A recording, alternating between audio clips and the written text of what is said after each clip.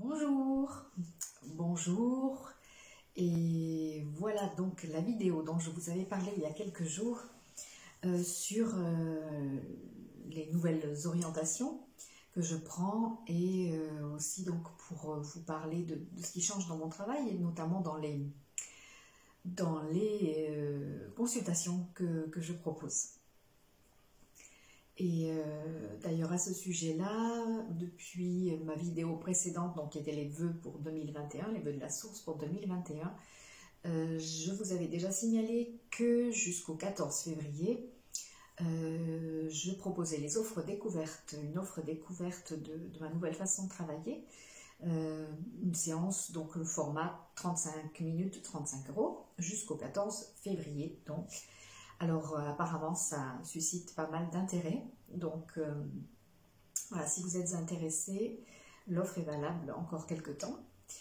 Et bon, après il faudra un petit peu plus de temps pour le rendez-vous, parce que comme je vous dis, à mon agréable surprise, il y a pas mal de demandes. Alors, donc pour ceux qui ont suivi les rebondissements,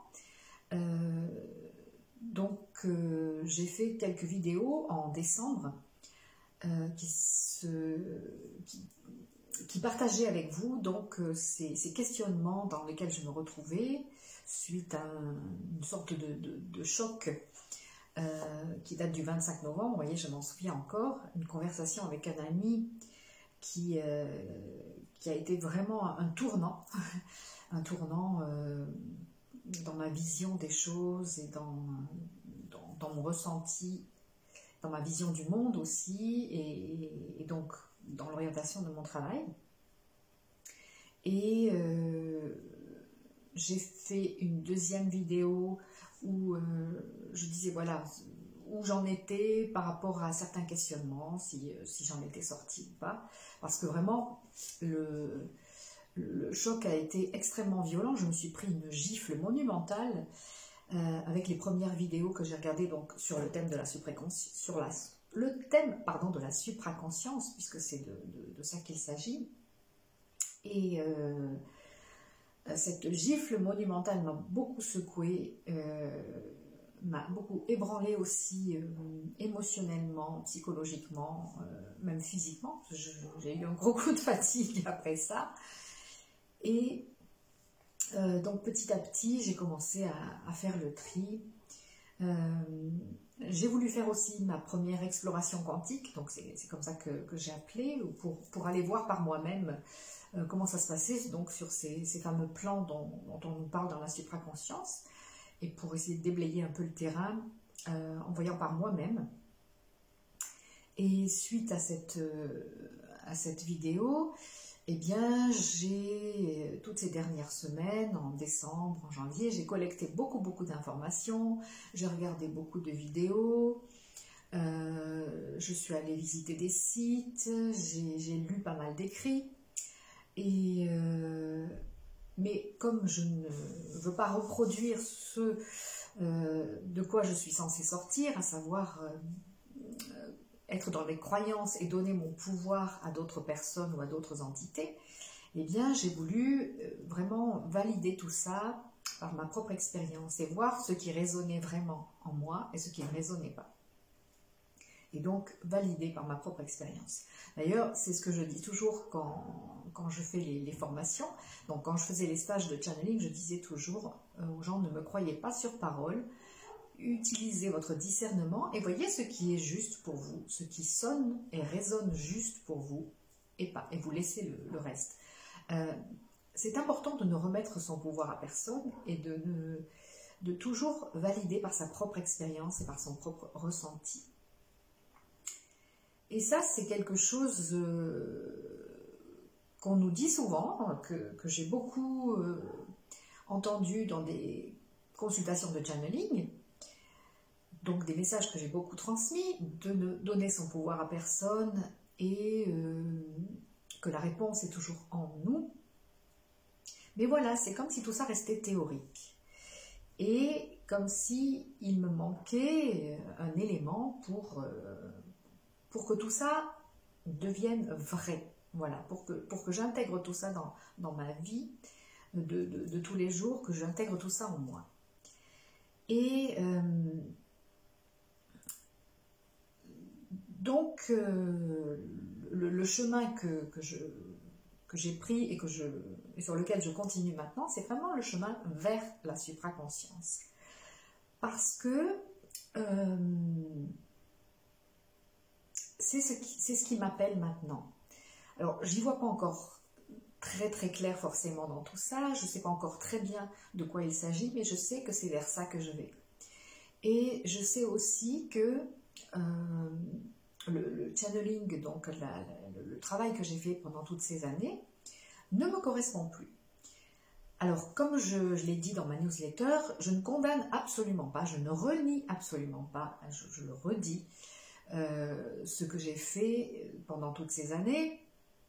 Je ne renie absolument pas la qualité du travail que j'ai fait pendant des années, la qualité des messages que j'ai transmis pendant des années. Je reste convaincue qu'ils étaient justes, qu'ils étaient aidants, qu'ils ont soutenu beaucoup de personnes, qu'ils m'ont soutenu moi aussi. Donc voilà, je ne renie absolument pas. Et je suis consciente aussi que c'est toutes ces années de channeling qui m'ont conduite petit à petit à cette prise de conscience dans laquelle je suis aujourd'hui.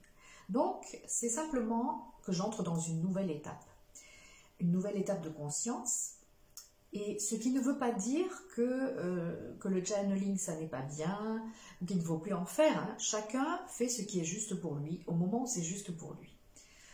Et je continue encore à lire des messages canalisés de temps en temps, sauf que je sais beaucoup plus vite qu'avant encore ce qui résonne en moi ou ce qui ne résonne pas. Voilà. Mais bon, voilà, cela dit, nous sommes tous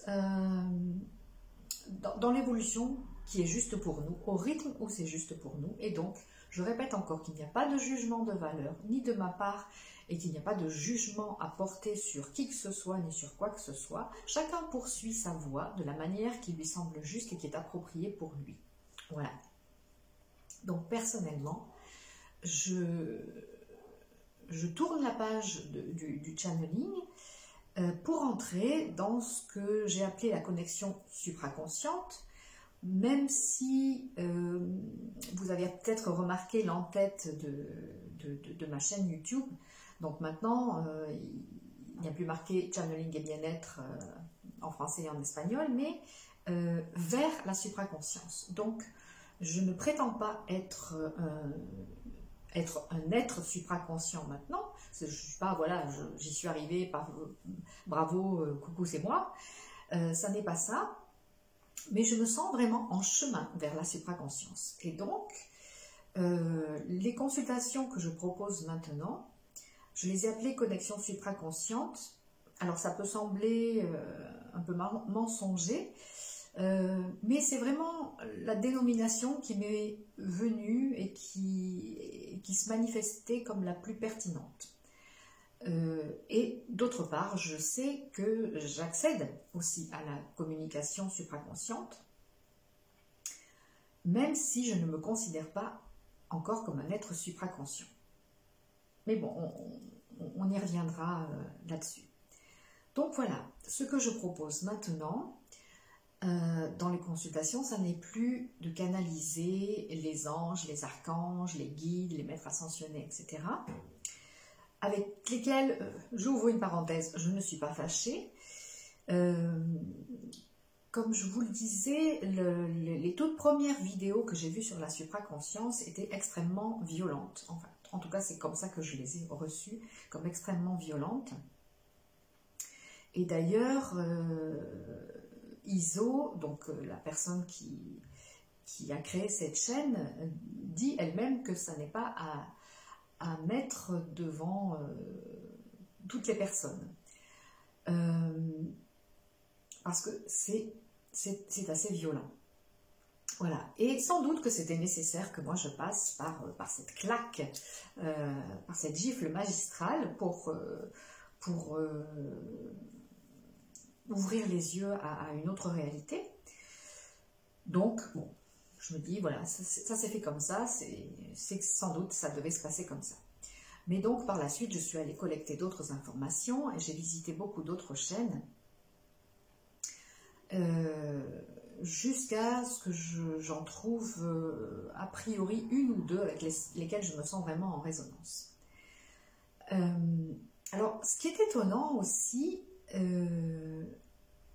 attendez, j'y reviens après, mais je termine sur les anges, les archanges, les maîtres ascensionnés, etc.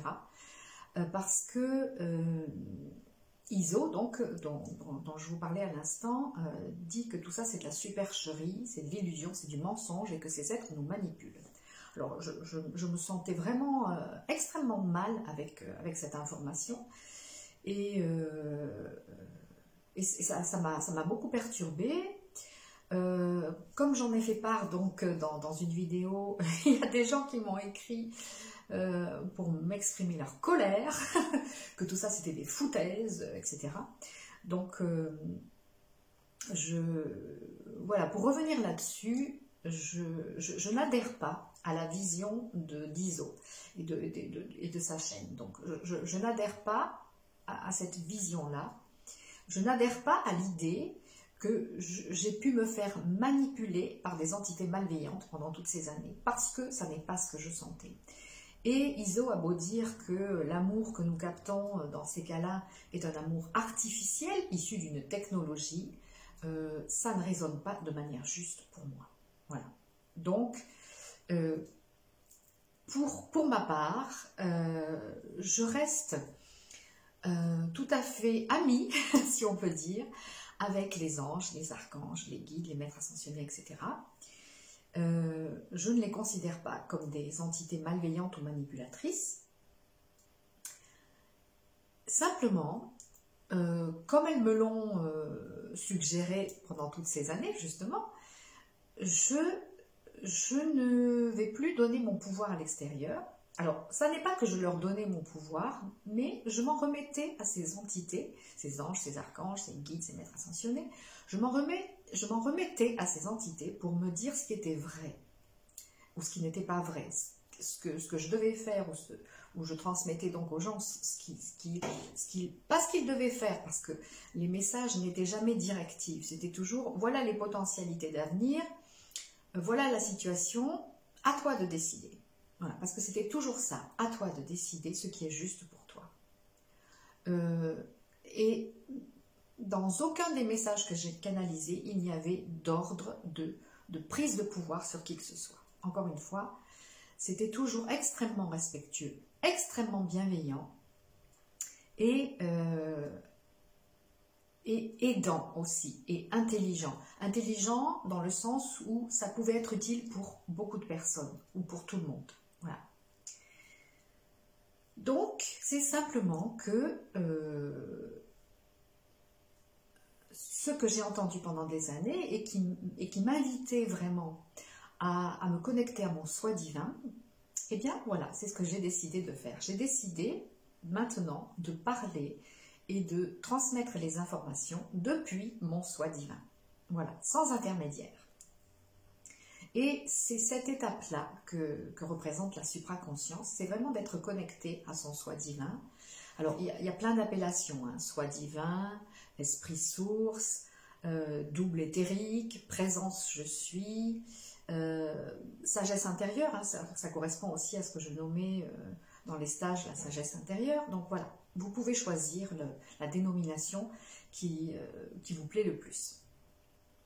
Et donc, voilà, à partir de maintenant, j'ai décidé d'expérimenter ça. Qu'est-ce que ça fait pour moi, et éventuellement donc pour les gens qui viennent en consultation, qu'est-ce que ça fait de parler depuis ma présence je suis, depuis mon esprit source, mon soi divin, mon soi supérieur.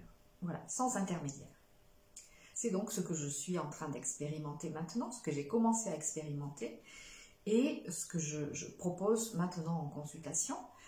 Dans ma dernière newsletter là, qui a été mise en ligne en début de semaine, je dis ça, je suis consciente qu'il y a peut-être des gens à qui ça ne conviendra pas, à qui ça ne plaira pas. Donc je remercie une de mes cousines qui a bien voulu tester avec moi la première de ces connexions supraconscientes. Et elle m'a dit que pour sa part, elle ne voyait pas de différence dans la teneur, dans la qualité des réponses par rapport à ce que je faisais avant, par rapport au channeling.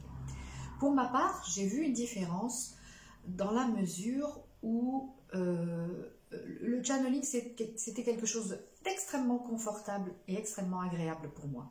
Voilà, j'avais juste à laisser l'énergie s'installer en moi et parler à travers moi. Ça me régénérait, ça me donnait de la joie, de l'énergie. Et donc, voilà, je m'en remettais à cette entité, à cette vibration pour transmettre le message. Tandis que là, ça se passe différemment dans la mesure... Alors, quand je faisais une séance de channeling, je montais mon taux vibratoire, les énergies en présence, les présences accommodaient leur niveau vibratoire au mien, et donc ça se passait très bien, et c'était très agréable et très confortable. Là, pour le moment en tout cas, je suis obligée d'élever davantage mon niveau vibratoire. Alors c'est pas forcément de l'élever davantage, mais en tout cas, ça me demande une concentration plus grande. Sans doute parce que je manque de pratique, hein, et que dans quelques temps, ça sera beaucoup plus fluide. Mais voilà, pour le moment, ça me demande une concentration plus grande, un plus gros effort pour transmettre ces informations de mon esprit source. Voilà. Alors, quand c'est en consultation, donc je me connecte à l'esprit source de la personne, je me connecte au mien, et donc les informations me viennent de ces deux esprits sources, le mien et celui de la personne. Voilà.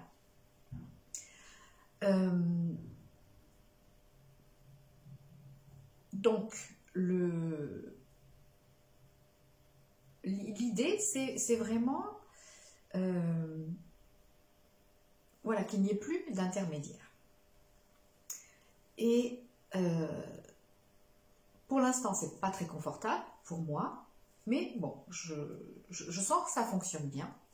Je sens que c'est juste, que c'est pertinent. Et donc voilà, je suis contente d'expérimenter cette nouvelle forme de consultation. Alors, je crois que j'en avais parlé aussi, alors je ne sais plus si c'était dans la vidéo sur la conscience ou dans l'exploration quantique, mais je sais que j'étais déjà en connexion avec cet esprit source et avec des informations directement de la source aussi, à travers Havaam, puisque quand cette vibration de Havaam est apparue dans ma vie il y a quelques années, je ressentais une espèce d'étrangeté, puis j'arrivais pas bien à localiser, si je peux dire, Havaam. Et donc ça me laissait avec quelques interrogations. Et puis donc, tout dernièrement, eh bien, la connexion avec Havaam s'est renforcée, et cette vibration, donc, qui pour moi s'est présentée sous ce nom de Havaam, m'a informé du fait que Havaam était comme une sorte de mantra qui signifiait « je suis ». Voilà. Et que donc, cette vibration Havaam correspondait à ma présence je suis, et aussi à la vibration de la source, au-dessus de ma présence je suis. Voilà. Alors, pourquoi cette vibration s'est présentée à moi sous ce nom de Havaam? Eh bien parce que moi j'aimais bien avoir des mots. Alors c'est une des caractéristiques que j'avais dans mon travail de channeling, c'est que je demandais toujours à la présence qui venait s'exprimer de s'identifier. Et puis dans les stages, je disais aux gens, demandez qui c'est qui vient parler. Voilà. Alors, c'était bien parce que c'était réconfortant et rassurant de savoir qui parlait, mais en même temps, ça pouvait induire une sorte de phénomène pour flatter l'ego, dans la mesure où on se dit, ah oui, moi j'ai eu un message de Yeshua, ou moi j'ai eu un message de Marie, moi j'ai eu un message d'Isis. Alors je ne dis pas que c'est ce que faisaient les gens, mais que ça pouvait entrer en considération et passer dans l'ego cette idée que, oh là, je ne suis pas n'importe qui, parce que moi j'ai eu un message de telle ou telle énergie. Et donc, eh bien, dans les consultations actuelles, je court-circuite cette tendance de l'ego. Pardon.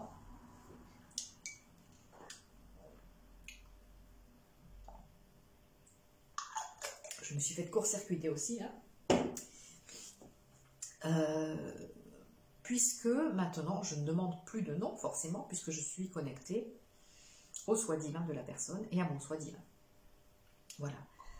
Donc, ce côté flatterie de l'ego, si flatterie il y avait, voilà, et disparaît de ce fait. Cependant, je reste... j'aime bien toujours ce nom de Havam, ce mantra Havam, parce que par moment, j'ai encore besoin de donner un nom à cette énergie, cette vibration avec laquelle je dialogue. Donc voilà, de temps en temps, j'appelle mon esprit source Havam et ça me fait plaisir. Voilà. Donc, si de temps en temps je continue à parler de Havam, eh bien sachez que je parle donc de mon esprit source.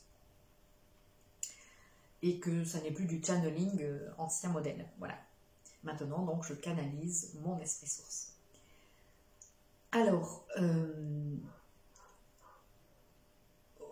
voilà, je reviens aussi sur le fait que je vous disais tout à l'heure que je ne me considère pas comme un être supraconscient, mais comme un être en cheminement vers la supraconscience. Alors, ce que j'ai compris dernièrement, à travers les différentes informations que j'ai collectées et à travers ma propre expérience, donc ce que j'ai compris, c'est que pour intégrer cette énergie de notre soi divin, eh bien, il faut avoir la capacité d'intégrer cette vibration extrêmement élevée, cette lumière extrêmement forte. Et je me rends compte aussi avec le recul que depuis plusieurs années, je suis préparée à cette intégration d'une énergie plus puissante. Notamment, j'ai été préparée par cette très belle méditation qui s'appelait la méditation du divin dansant, que j'ai vraiment beaucoup aimée. Et alors maintenant, avec le recul, je me dis effectivement qu'elle a été très utile pour m'unifier avec mon soi divin, même si ça marquait seulement une étape dans cette unification, dans cette fusion. Et j'y ai été aussi préparée par cette méditation que j'ai reçue un peu plus récemment, qui était les méditations des hautes fréquences de lumière. Et donc ces méditations des hautes fréquences de lumière, eh bien, elles étaient là vraiment, elles sont là, vraiment parce qu'elles sont encore disponibles et utilisables. Elles sont là vraiment pour renforcer notre champ énergétique et l'ensemble de nos corps, notre véhicule de lumière, notre Merkaba, et l'ensemble de nos corps subtils et notre corps physique, de les renforcer afin que nous puissions être capables, quand c'est le moment pour nous, d'intégrer et de fusionner avec notre soi divin.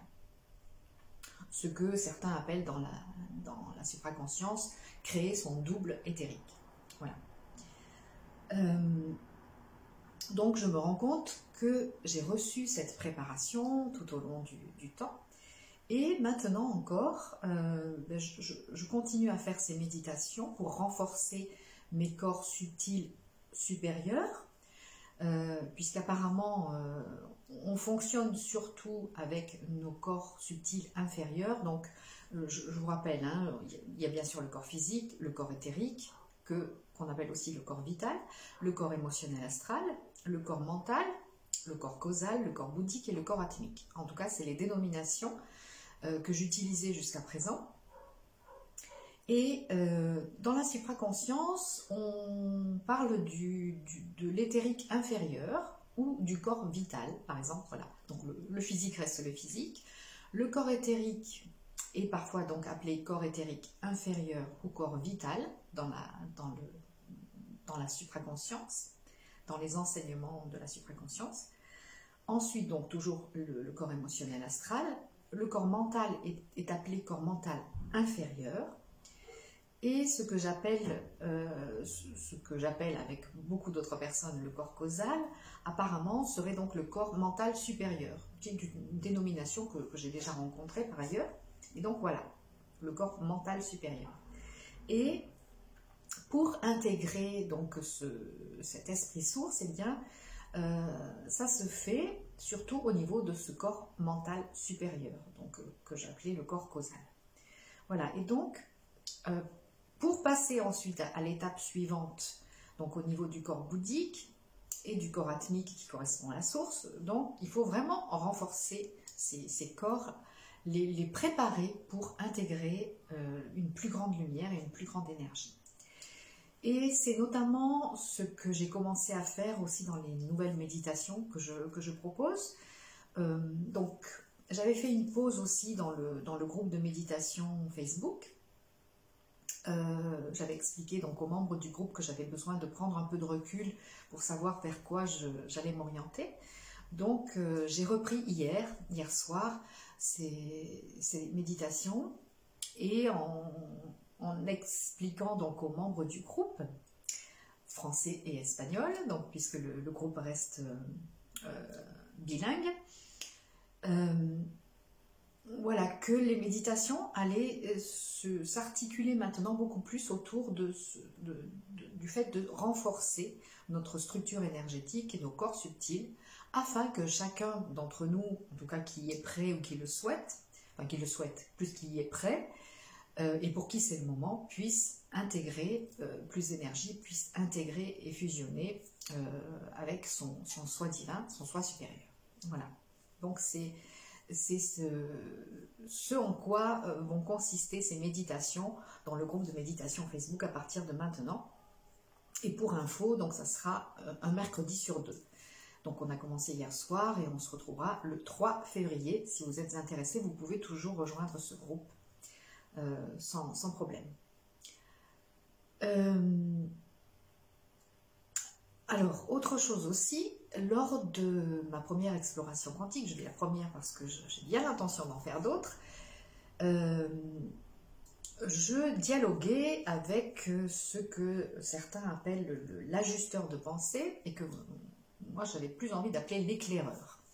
Donc je ne sais pas si vous avez écouté cette vidéo, donc vous vous souvenez peut-être de ce terme, donc d'ajusteur de pensée et d'éclaireur. Et donc mon éclaireur m'a dit à un moment donné que nous étions en train de fusionner. Alors, j'ai demandé des éclaircissements à ce sujet aussi par la suite parce que je ne voyais pas bien la différence. Je ne savais pas si l'éclaireur était la même chose que l'esprit source ou pas tout à fait. Donc ce qui m'a été répondu, c'est que l'ajusteur de pensée ou l'éclaireur était une sorte d'intermédiaire, une sorte de vibration intermédiaire entre l'esprit source et notre ego. Voilà. Donc dans la supraconscience, on parle beaucoup de l'ego et ça rejoint ce que j'ai toujours dit, à savoir que l'ego est utile. Voilà. L'ego n'est pas une chose abominable à éjecter, à piétiner. L'ego est utile. Voilà. Et encore plus dans la supraconscience. Voilà. Et donc pour pouvoir intégrer cette vibration de notre esprit source, il y a besoin de la vibration de l'ego, il y a besoin de la conscience de l'ego. Et donc l'ajusteur de pensée est là donc pour constituer une sorte d'intermédiaire entre la communication entre l'esprit source et l'ego, tant que l'ajustement ne s'est pas fait. D'où le terme ajusteur de pensée. Alors, une des personnes avec lesquelles je me sens bien en phase là, dans cette mouvance de la supraconscience s'appelle Sandra Vimon.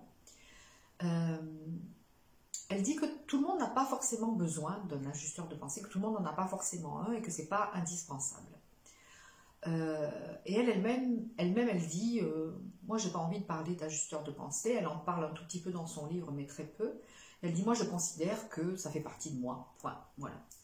Et donc voilà, il semble que j'ai intégré, que j'ai fusionné avec cet éclaireur, cet ajusteur de pensée, mais que la fusion donc avec mon soi supérieur est en cours, voilà. Elle n'est pas terminée, elle est en cours. Voilà. Ce qui n'empêche pas donc que je puisse déjà communiquer avec lui et que je puisse aussi accéder à des informations qui viennent encore d'au-dessus. Simplement, voilà, mon énergie est en train de s'adapter et mon énergie est en train de se renforcer pour pouvoir accueillir donc le niveau supramental et la connexion à la source plus tard. Alors, je ne sais pas quand, c'est pas quelque chose qu'on peut planifier apparemment, ça se fait quand on est prêt et c'est pas nous qui décidons, ça n'est pas notre ego qui décide.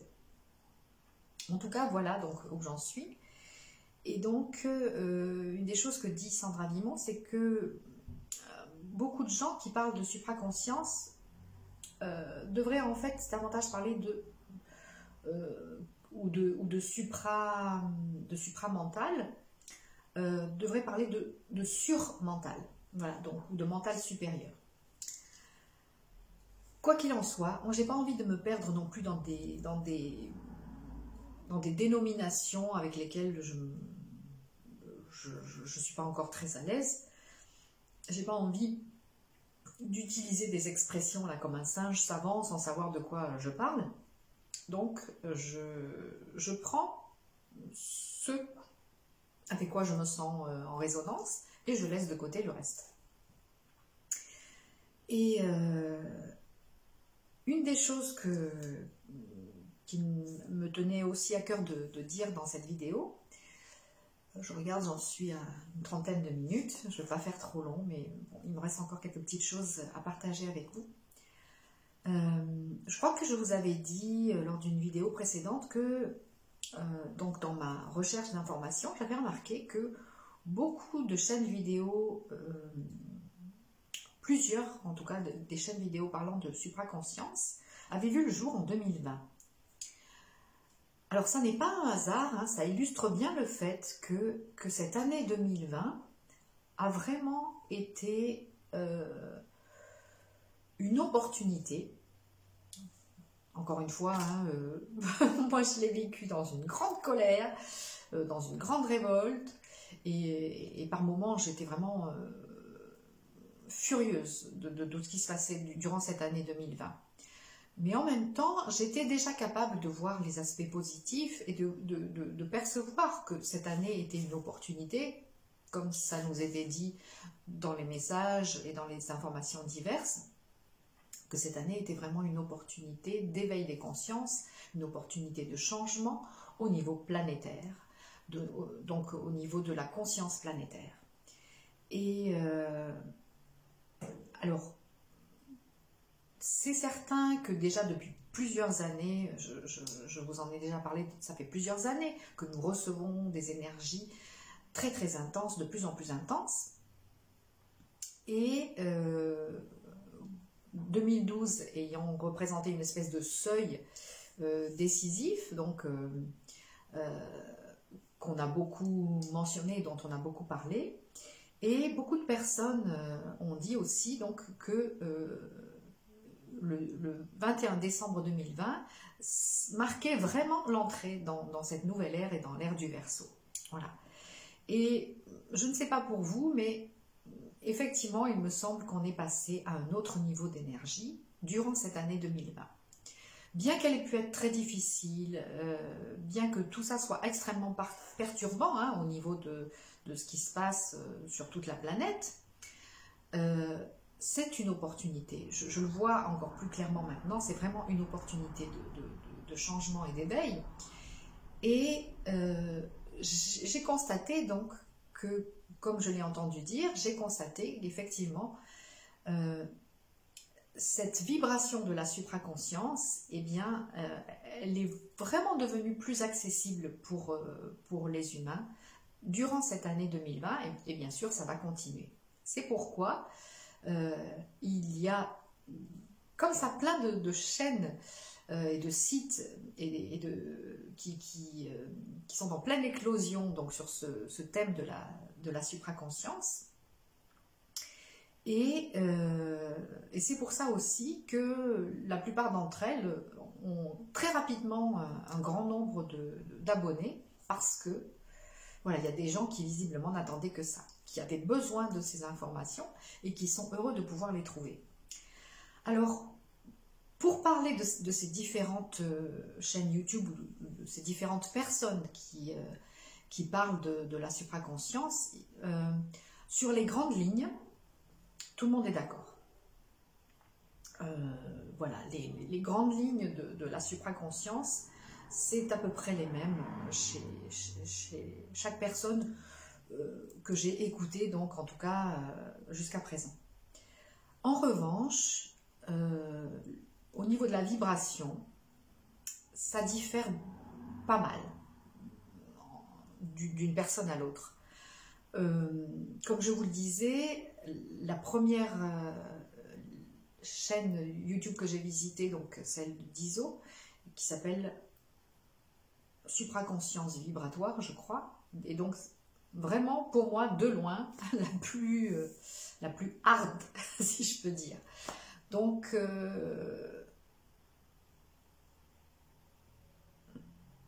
si vous êtes un peu fragile, ne commencez pas par celle-là.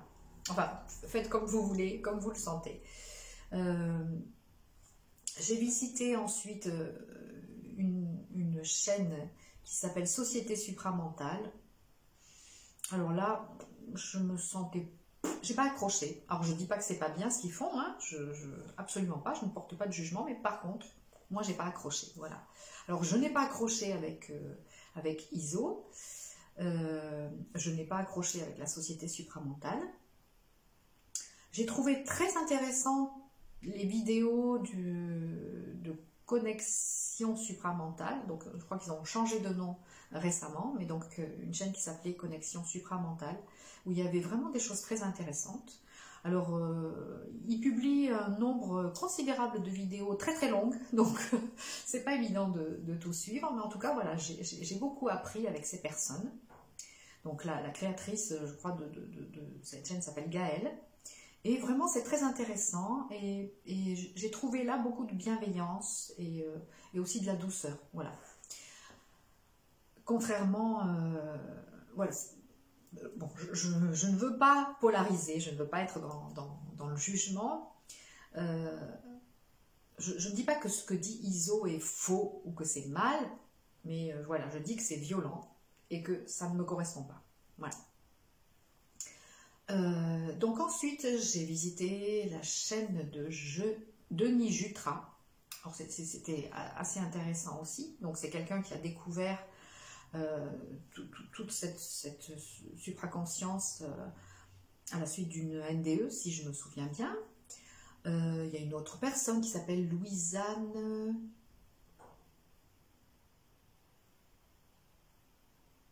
Venlandry, quelque chose comme ça. Dont m'avait parlé une amie et j'ai regardé plusieurs vidéos aussi, ça me semblait assez intéressant. J'ai regardé aussi quelques vidéos de Bernard de Montréal, qui est historiquement un peu l'initiateur de ce concept de supraconscience, bien que historiquement c'est plutôt Sri Aurobindo qui, semble-t-il, en a parlé le premier avec Mère.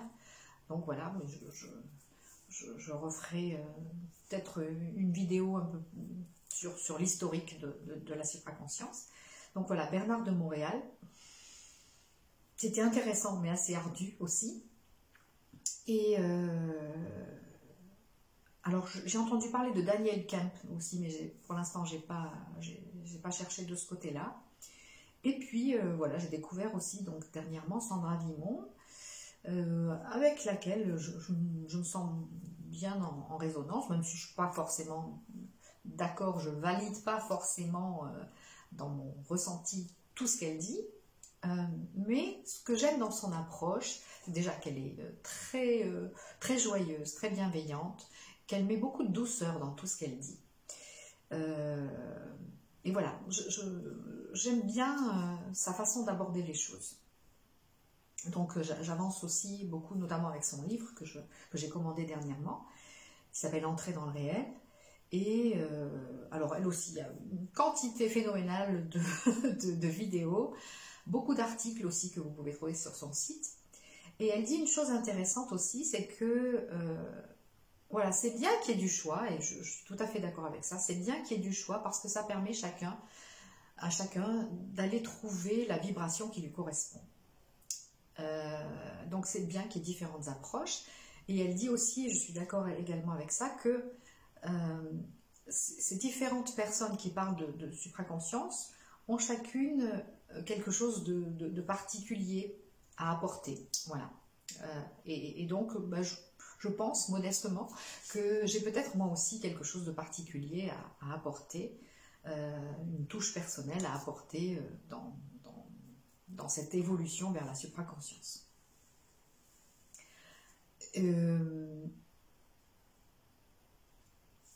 Ah zut, j'ai perdu le fil de ce que je voulais dire.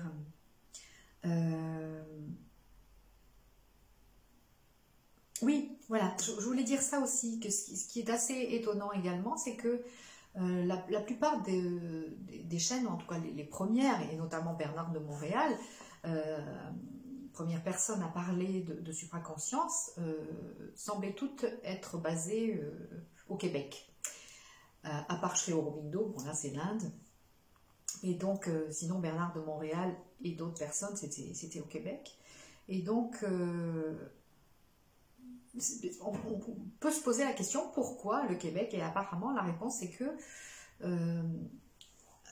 que les énergies étaient moins denses au Québec. Et ça, c'est déjà quelque chose que j'ai entendu chez Crayon, à savoir que sur le continent américain, d'Amérique du Nord et d'Amérique du Sud, les énergies sont moins lourdes et moins denses que sur notre continent, sur la vieille Europe.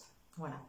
Et que c'est pour ça que donc beaucoup de ces idées novatrices, que ce soit le New Age ou la supraconscience, ont vu le jour plutôt sur ce continent américain, parce que les informations pouvaient mieux descendre et que les personnes vivant sur ces continents pouvaient mieux intégrer ces informations. Mais ça ne signifie pas qu'il n'y ait pas de gens capables de recevoir aussi ces informations sur notre vieux continent. Et la preuve, c'est que les chaînes et les sites, les personnes donc, qui parlent de supraconscience en France sont en train d'émerger aussi. Voilà. Donc voilà, j'ai fait un petit peu le tour concernant donc les nouvelles orientations de mon travail et quelques informations donc sur la supraconscience. Alors je regarde un petit peu mon plan, voilà, pour voir si j'ai parlé de tout ce que j'avais noté. Ah oui, si, il y a une chose dont je n'ai pas encore parlé, je prends quelques minutes de plus pour évoquer ça. Mon esprit source m'a dit qu'il fallait que j'expérimente la colère, mais d'une nouvelle façon, d'une colère sans culpabilité. Et donc je vous disais que j'ai passé toute l'année 2020 quasiment dans une colère et une révolte extrêmement grande contre notre gouvernement, les gouvernements en général, les mondialistes, etc. etc. Mais tout ça teinté de grande culpabilité, puisque dans la spiritualité, une des choses qu'on a du mal à évacuer, c'est cette notion de culpabilité, c'est cette vibration de la culpabilité. Et une des choses intéressantes dans la supraconscience, c'est que on vire à la culpabilité, on évacue la culpabilité. Et donc, ces dernières semaines, mon esprit m'a fait expérimenter la colère sans culpabilité. Et une colère beaucoup moins teintée d'émotions, moins émotive. Quelque chose qui sera une espèce de colère froide qui se rapproche plus de ce que on appelle parfois dans le bouddhisme la juste colère. Hein. Donc voilà, c'est-à-dire que c'est une colère qui sert de moteur, voilà, et qui ne va pas exercer une vengeance ou qui ne va pas jeter la responsabilité sur l'autre, mais c'est une colère qui permet d'avancer et de se libérer de la culpabilité. Et dans la supraconscience, on dit beaucoup aussi que la colère est extrêmement nécessaire pour, dans ce processus d'intégration de son esprit, de son double éthérique. Voilà. Donc, voilà, j'ai appris à expérimenter cette colère, nouvelle version, sans culpabilité. Et je dois dire que ça fait vraiment du bien. Toutes ces années, malgré cette grande spiritualité dans laquelle je baignais, eh bien, je me suis trimballée encore une culpabilité pas possible. Et on dirait qu'enfin maintenant, je suis capable de m'en libérer. Pas tout le temps, pas en permanence, mais voilà, le processus est en cours là aussi. Et je commence à me libérer de la culpabilité. Et qu'est-ce que ça fait du bien! Je ne vous dis pas comme ça fait du bien de se libérer de la culpabilité. Ça, c'est vraiment un fardeau phénoménal et parfaitement inutile, la culpabilité. C'est un poison, voilà. Dans le livre que j'avais commencé à écrire et que j'étais censée terminer en 2020, une des choses qui revenait tout le temps, c'était ça. La culpabilité, c'est le pire poison. Alors, juste un mot. Je n'ai pas terminé ce livre en 2020 parce que tout ce que j'ai vécu donc, ces derniers mois m'a obligée à stopper net l'écriture du livre parce que d'un coup, il y avait des choses qui ne me semblaient plus justes dans ce que j'avais écrit. Et donc, voilà, je vais reprendre toute la lecture de ce livre et le remanier. Il y a des choses qui me semblent justes, qui me semblent pertinentes, mais il y en a d'autres que je vais mettre de côté. Donc voilà, c'est peut-être en 2021 que je vais enfin terminer ce livre. Voilà, donc culpabilité, pire poison, donc voilà, on s'en débarrasse. Et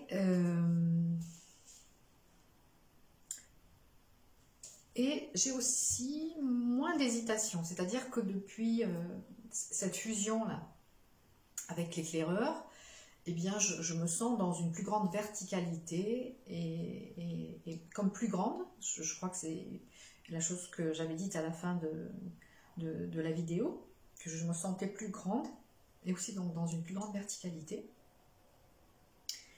Et que petit à petit, voilà, on dirait que je sais mieux ce que je veux et ce que je ne veux pas. Chose qui, en tant que balance, hein, quand on est du signe de la balance, et toujours on hésite, et je voudrais bien faire ci, je voudrais bien faire ça, je ne sais pas, qu'est-ce que je fais, là.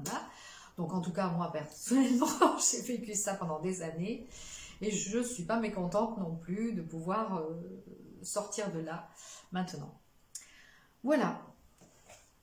Là, je crois que j'ai abordé voilà, les différents points que j'avais notés sur mon plan. Alors, je vous remercie beaucoup d'avoir eu la patience, si vous l'avez eu, donc d'écouter cette vidéo jusqu'à la fin. Donc, on va en arriver à une 50aine de minutes. Si vous avez des questions, eh bien, je vous invite à les poser, soit en commentaire, soit par mail. Dans les prochaines vidéos, j'ai prévu de faire une vidéo sur la différence entre l'âme et l'esprit. Il y a une personne qui me l'a demandé hier lors de la méditation. Et donc, je commence à y voir un peu plus clair, donc je ferai une vidéo là-dessus. Et comme je vous l'ai dit aussi l'autre jour, je compte faire aussi une vidéo sur la souveraineté. Voilà. Donc, certainement, ça sera les 2 prochains thèmes que j'aborderai. Merci infiniment de votre écoute. Merci infiniment de vos commentaires. Et puis, donc, je vous dis à tout bientôt pour la suite de nos aventures. Ciao!